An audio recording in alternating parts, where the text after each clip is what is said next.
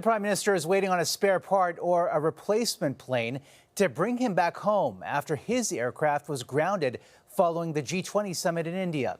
The Canadian delegation is now expected to depart in a few hours. As CTV's Bergeron-Oliver reports, the mechanical breakdown coincides with a diplomatic one.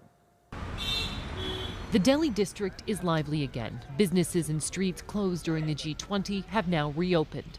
But more than 30 hours after the summit's end, Prime Minister Justin Trudeau's plane is still sitting on the tarmac and unable to fly him home. It's embarrassing.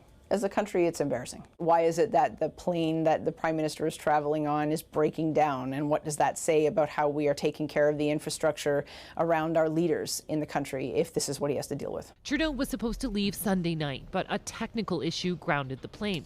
The part needed to get the aircraft airbound is now en route with a technician flying commercial. The problem likely related to the aircraft's age. The 80s era Polaris fleet is nearing the end of its lifespan.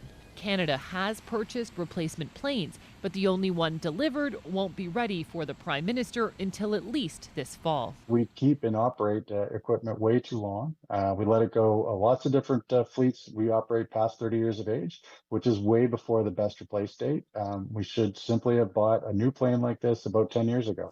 Ottawa was hoping this trip to India would be incident-free, since his last visit in 2018 is often described as a disaster.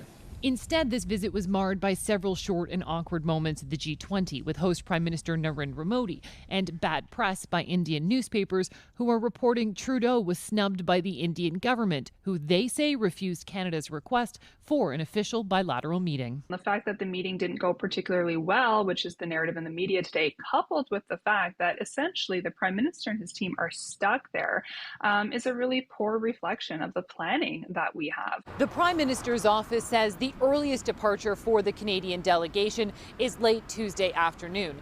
That means it's likely the Prime Minister will miss at least part of his Liberal caucus retreat in London, Ontario. Bergeron-Oliver, CTV News, New Delhi.